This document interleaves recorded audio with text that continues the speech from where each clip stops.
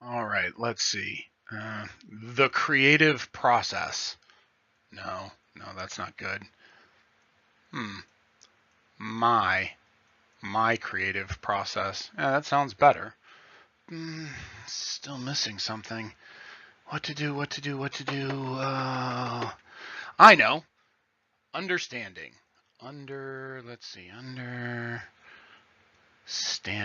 Yeah. Understanding my creative process. That's it. It's got a great ring to it. Created for Writing Seminar, Fall 2018, DePaul University, School for New Learning. Attending Professor, Camilla Cummings. Understanding My Creative Process by Caleb Wilson. Theories for success of the creative process are rampant through the human history. As Elizabeth Gilbert, author of Eat, Pray, Love, explains in her TED Talk entitled Your Elusive Creative Genius, ancient Greek and Roman civilizations actually believed that creativity was not a part of the human, but some sort of divine or mystical spirit that would possess or inhabit the artist for the duration of the work. The Romans used the word genius to describe this mystical spirit that lived within the walls of the artist's studio and would come to them when they favored the artist's work. This idea of something special that is creativity and maybe not being innate in the human psyche but only lent to humans persisted for many generations throughout the world. Mythos from around the world also have a character typically referred to as the muse, a creature who somehow inspires the artist of the genre to create. Authors of a variety, including Ray Bradbury, have written about this wondrous creature who could inspire a person to great works. I would state here, and for the record, creativity is an innate part of the human psyche, not some mystical, willful spirit. Now, you may take that statement at its face value, or you may argue it. You may even reject it. Before you throw it out and I move on, let me explain. I believe that creativity lives in every human being. As we are focused on writing in this class, I will circle back to writing, but hear me out here. Much of what I've read or heard in this class has related to creativity in the more formal and classical genre. Writing, poetry, music, perhaps. I think generally we could infer to all of this as art, which of course is a hugely broad topic. So, stop and think on this for a moment with me. The genre of art aside, I think it would be fair to state that people tend to also have innate talents. Granted, all talents require hard work, focus, dedication, passion, and practice. There are some people who are just better at something the very first time they try it than others. Their practice, their hard work, their effort just seems to go a little farther and provide a little better result than other people's practice and dedication. Athletes tend to exemplify this point the most, perhaps because they get the most attention from this specific direction, and it is easiest to see with our simple mortal eyes. Most of us have been there at one point or another with some kind of athletic competition. Maybe it's your own, your children's, your friends. There's that one person who just stands out as being better. We call them geniuses or artists of their sport. Michael Jordan, Tiger Woods, Kobe Bryant, Michael Phelps forever changed the way their peers and the sport that they participate in work due to their talent, dedication, and effort. I ask you, dear listeners, why then should creativity not be considered a talent? I'll tell you, I stated before that creativity is a working part of the human mind, and I asked you to listen to the logic.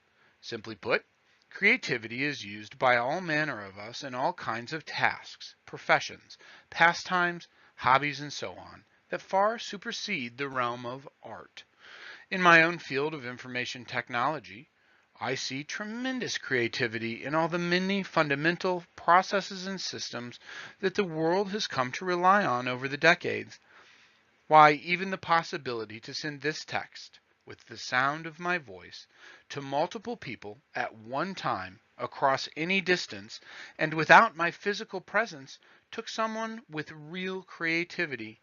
They had to think that it was capable, and then they had to create the protocols, programs, software, languages, and design to make that a reality. The craftsperson who designs and builds automobiles are artists in their own right as well. Think of how much money people will pay for a certain type of car. I would argue that that could be called a work of art. I told you earlier, I will pull this all back to writing, and I will. I will. All these preceding points are to say this. If creativity is a living part of our mind, an ability that every human possesses, then the process for being creative, no matter your given passion, writing for example, must be similar, even if the application of the creativity is vastly different, like a chainsaw ice sculpture versus a creative accountant cooking the books. I opened with this image. It was taken in the theater of a middle school. It diagrams the creative process. I share it here again because, after all, this is a monologue on my creative process. I share it again because, in its simplicity, it describes the process of creativity in a visually appealing way. It's the same process of creativity that has been shared to us by our authors and panelists in a more complex way.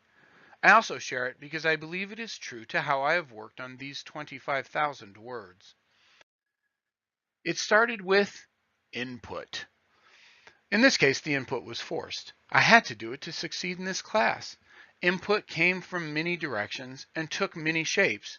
In my case, the input also came from the potential. There were two projects that had been scratching at my mind for some time, and that potential changed itself to input. As we all did writing for quantity, I began to produce. As this course went on and I evaluated what I had written, I turned and began to reorganize my thoughts on certain topics and to rewrite and to take on new input and see new potential. And that potential then led me to more reorganization. And from that reorganization, back to production. I know some process managers who would probably lose their minds at this point. As I sit here and describe the bouncing around between the topics in what could appear to be a linear process. Here it is, though. The creative process, as revealed to me through this task of writing, is not a linear process and can be summed up in this way. Creativity and its processes are not linear. It is circular. It requires constant evaluation, which should result in input, which could result in either new potential or reorganization, or perhaps seeking more evaluation or input, which produces more and results in additional evaluation, and which leads to input and either then reorganization or production. In this circular topic of assessing and using my creativity, I believe it behaves similarly to a talent. The more I use it, the more practice I put into it, and the more dedication and passion I feed it, the more of it there is, and the easier it is to access and to use. As referenced by Herbert Louis in his article, Why Quantity Should Be Your Priority, quantity trumps quality. If you were not sure what Herbert might have meant when he stated this fact, let's look at the hectic and sometimes frantic bouncing around that I might have to do through the creative process, and also consider that practice leads to mastery. This is true of any subject or area of focus. For example, chemical engineering, which Elizabeth Gilbert mentions in her TED Talk while referencing writer's block. Elizabeth quipped that, in her memory, no one came to her father and accused him of having chemical engineering block. However, I would wager that her father, the chemical engineer, likely went through thousands of hours of class and lab work to get to where he was. The last time I checked, that is a form of practice. The creativity to understand the subject enough to come up with, for example, a net new element certainly is no different than looking at a wooden block, a lump of clay, or a blank piece of paper and envisioning a goal for it. The quality of what you achieve is only relevant to the number of times you attempt to achieve that goal. It is said that you are not an expert at something unless you have spent 10,000 hours doing it. If being an expert takes that much practice, dedication, and time, how long then does mastery make? I submit that perhaps mastery is not something you can achieve, even with a lifetime of dedication and application. Mastery is awarded to you in the appreciation of what you've done by others. I leave you with this. The process of unlocking your creativity is not much different than the process of unlocking any other talent. First, you have to try it, just to see if it feels right for you. Imagine if Michael Jordan had never picked up a basketball. This is the experience that Bradbury writes of in his article, How to Keep and Feed a Muse. He says, by living well, by observing as you live, by reading well and observing as you read, you have fed your most original self. Amy Tan speaks of it too in her TED Talk as she talks about traveling to an area and becoming one with its people and its customs and culture. This learning on the topic for her that she wishes to write about is a part of her creative process. It is the input. It might also be where she finds the potential. No matter what, it was a part of her creative process. There are many parts to the creative process, so be prepared to fail. Be prepared to be rejected and to be unsure. Do not be afraid of these, but welcome them as experience. This is a part of the creative process that falls under evaluation and input. Take those and turn them right into reorganization, ideas, and potential, and then produce. Practice, just like a talented person must also do. You must also practice. Imagine if Stephen King had only written one thing and then gave up because it felt hard. You cannot become an expert if you do the thing for the hours required to achieve the status. Finally, when I get stuck, when I feel empty, when I am unsure what to do next, I have a look at this picture of the creative process that 6th, 7th, and 8th graders look at and remember. I brainstorm. I go for a walk. I ask for input. I ask for someone else to look at it and provide their evaluation. Read my work. I reread my work and then start reorganizing the parts I've already written. Ideas start to flow.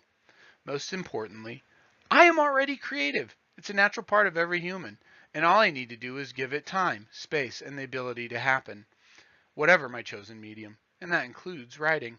I told you I'd circle back to writing.